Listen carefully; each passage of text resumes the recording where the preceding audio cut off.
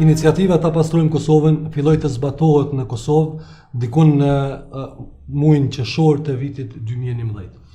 Pra, si aktivitet filloi me pjesëmarrjen tonë si organizatë në konferencën ndërkombëtare e cila u zhvillua në prill të vitit 2011 në Sloveni. Dhe aty morën pjesë shumë shtete të cilat në një farë mënyrë u zotuam që një iniciativë tillë, shembullin e Estonisë vitit 2008, do ta zbatojmë edhe në vendet tona.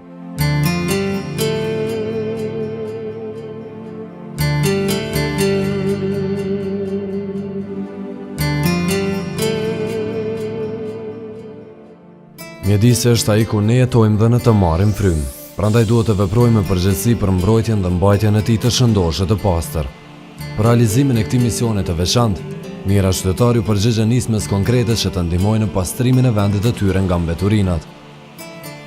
Krejt ky aksion pastrimi po mbahet diku në kontinentin e madh evropian, por në shtetin e vogël që quhet Kosovë.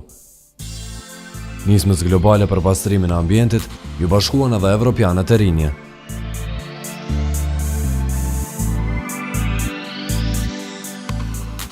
Iniciativa Ta pastrojmë Kosovën është dëshmia më e mirë se si një nismë qytetare, kur është mirë e organizuar, prodhon domosdoshmërisht sukses. Iniciativën Ta pastrojmë Kosovën e përkran me pjesëmarrjen e tyre dhe krerët e shtetit. Presidentja, kryeministri, kryetari i komunës së Prishtinës, të cilët bashkë me qytetarë filluan aksionin më të madh për pastrimin e Kosovës. Që të përkrahin një iniciativë të tillë, sepse Kosova është atëherë dhe ne dëshirojmë, secili prej nesh dëshirojmë që të ketë një vendbanim, një lagje dhe një qytet më të bukur, më të mirë dhe më të pastër. Sot janë të gjithë në aksion dhe unë kam besim plot se ky aksion do të vazhdojë edhe në të ardhmen. Dhe do të rritet dhe kultivohet edhe edukata gjithashme e të gjithëve, sepse ambienti është ynë, ambienti është jeta jonë, është e armja jonë, është shëndeti ynë. Kështu që qeveria e Republikës së Kosovës aktivisht do të jetë të përkushtuar në mbështetje të këtyre iniciativave të mrekullueshme. Sot është një ditë simbolike, ditë që ne po shënojmë bashkarisht dhe shpresoj që bashkarisht do të punojmë në mirëmbajtjen, kujdesin tonë për ambientin. Kemi probleme dhe sfida shumë të mëdha, sa i përket ndotjes së ambientit, pastrimit të ambientit, sidomos po ballafaqohemi këtu në Prishtinë me problemin e mbeturinave të ngurta, të cilat po hudhen vende pa vend. Në këtë aksion pastrimi nuk munguan as partitë opozitare, kryetarët e komunave, përfaqësues të bizneseve, organizata ndërkombëtare dhe vendore, të cilët kontribuan për një ambient të pastër si loti. The Norwegian Embassy in Pristina supported Let's Do It Kosova's cleanup campaign in 2012 for several reasons. First of all, it was a local initiative. We like to support local initiatives that involve the citizens. The country belongs to the citizens, and the country should be taken well care of, and the citizens have a responsibility to do that.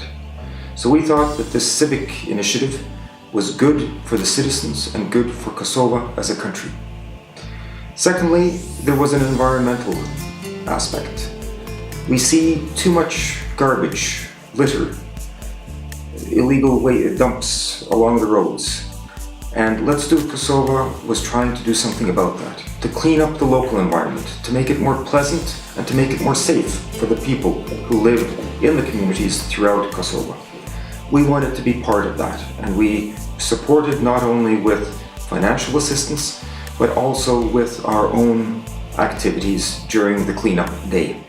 I'm very happy that we were able to do that, and I look forward to continuing to work with Let's Do It Kosovo in their future work to improve the environment of Kosovo, but also to engage the citizens of Kosovo. Both of these are very important tasks. Është Përshëndetje, unë jam Nora Sahaqiu dhe përfaqësoj zyrën e koordinimit të agjencive të Kombeve të Bashkuara të cilat momentalisht punojnë në Kosovë. Është kjo zyrë e cila i koordinon aktivitetet e 21 agjencive të ndryshme të organizatave të Kombeve të Bashkuara, duke përfshirë këtu UNDP-n, UNICEF-in, UNOPS-in, Organizatën Botërore të Shëndetësisë, UNFPA-n etj. Iniciativa Ta pastrojmë Kosovën për herë të parë ka ardhur si lajm në zyrën tonë nëpërmjet kolegëve tonë të vullnetarë të cilët punojnë në Kombet të Bashkuara. Si kemi marrë informatën, ne kemi kërkuar takim me zotin Luan Hasana, i cili është edhe përfaqësuesi i OIQ-s Liria, me të cilët jemi ullë dhe detajisht kemi kuptuar planin e tyne, idenë e tyne dhe në përgjithësi për këtë iniciativë, e cila fillimisht është duk iniciativë mjaft ambicioze, por në fund të fundit sot po e kuptojmë se kjo iniciativë ka pas vlerë dhe e ka vlerë gjitha përkrahjet të cilën të gjithë aktorët në Kosovë ja kemi bërë. Ky proces do të ishte i pafrut nëse nuk do të mbështetej fort edhe nga mediat.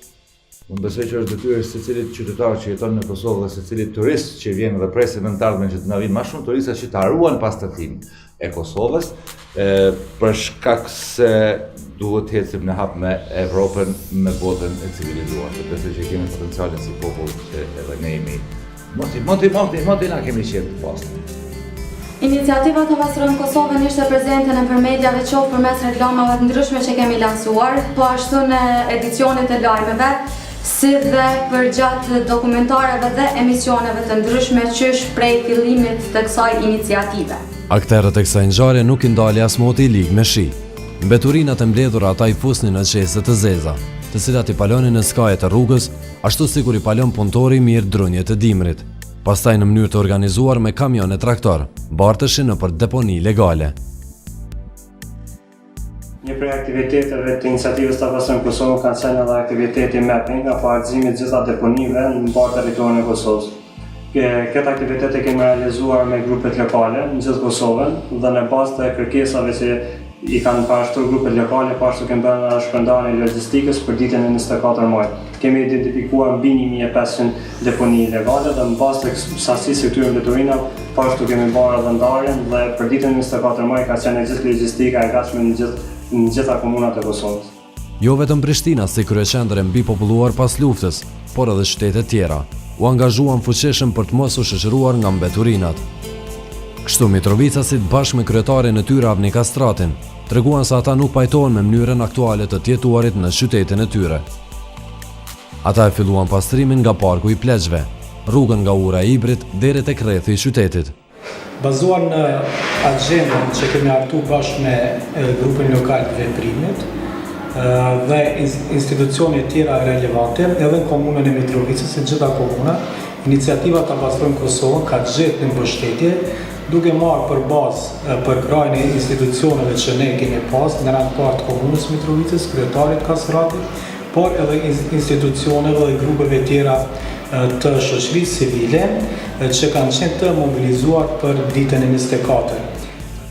Po ashtu edhe pejanat në një mobilizim të përgjithshëm kishin filluar aksionin me të vetmin qëllim, largimin e deponive të mbeturinave.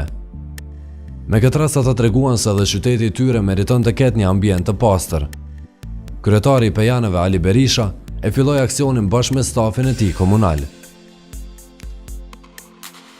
Duke u bazuar në këtë mobilizim, i cili rezultoi në pjesëmarrjen e mbi 30.000 qytetarëve, si dhe eliminimin e shumë deponive ilegale, komuna e Pejës u shpall si komuna më suksesshme në aksionin e vitit të kaluar.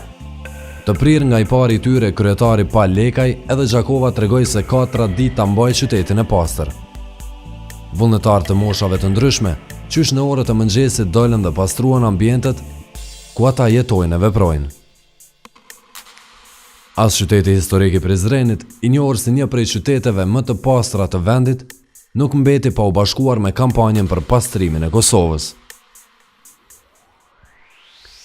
Kemi një ndërveprim ose bashkëveprim të shumë organizatave, shumë organizmave institucional dhe atyre privat, por edhe atyre qeveritar, të cilët në mënyrë më profesionale ju kanë përgjigjur ftesës për të pastruar qytetin, për të pastruar jo vetëm qytetin, por edhe rrethinën. mund t'ju them me plot kuptimin e fjalës, se mbi 4.500 e 5.500 pjesëmarrës kanë marrë pjesë në këtë lloj aktiviteti, duke përfshirë të gjitha shkollat, të gjitha institucionet tjera, universitetet, pastaj komunën, organizatat të ndryshme, qoftë Keku, qoftë Hidrogjoni, qoftë OSB-ja, Procredit Bank, FSK dhe organizatat që ndoshta s'mund t'i numëroj të gjitha. Edhe qytetet tjera ju bashkuan karvanit për një mjedis sa më të pastër.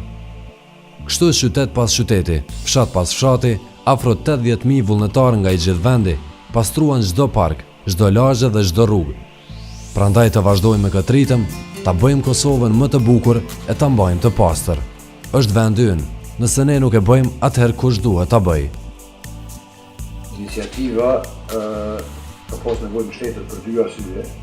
Një pse ka qenë iniciativë që është prej pas ka proces, por sigurisht iniciativa më e mirë qytetare që ka marrë obligim se ndoshta i dashur të marrë institucione. Po megjithatë, institucionet e kanë përkrahur qoftë ministria, qoftë komunat, qoftë shkollat e ndryshme, bankat e ndryshme, kompanitë e ndryshme. Edhe dyta se ka qenë iniciativë re për një grup shumë të vogël njerëzve, fillimisht me një vet, me Loanin, pastaj me njerëz tjerë, kështu që ka pas nevojë për mbështetje. Edhe ne si ministri kemi përkrahur prej fillimit deri në fund dhe do të vazhdojmë të përkrahim edhe vitin e ardhshëm dhe vite të tjera, edhe pse kemi shpresuar se nuk do të ketë nevojë. Se të vazhdoj këtë iniciativë se qytetarët do të ndihmojnë vetë, edhe se institucionet do të mund të kryejnë më shumë obligime, qoftë komunat, qoftë nivele tjera. Mirë po, bashkarisht e kemi po se ka nevojë të vazhdoj dhe do të vazhdoj dhe vitin e ardhshëm dhe Ministria e Qeveria do ta përkrahë edhe më shumë se që ka përkrahur herën e kaluar, për arsye se ka qenë sigurisht iniciativa më e suksesshme.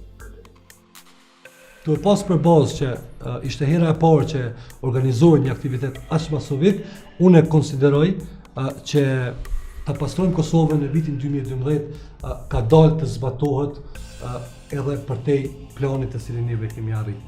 Pra me në një dite janë grumbullu mbi 10.000 tonë veturina, mbi 80.000 qytetarë të Kosovës janë bërë pjesë e aksionit dhe çka është shumë e rëndësishme të ceket që të gjitha institucionet, të gjitha organizatat, të gjithë mbështetësit janë shumë të gatshëm që këtë aktivitet ta mbështesin në të ardhmen. Kemi shembuj shumë të mirë, të cilët do të realizohet gjatë fushatës së ardhshme, andaj unë nga këtu krahas këtij prezantimi të shkurt të asaj që ka ndodhur me 24 maj, duhet t'ju bëj ftesë të gjithë qytetarëve të Kosovës që të bëhen pjesë e aksionit me datën 24 maj 2013, aksioni tjetër edhe më masovik.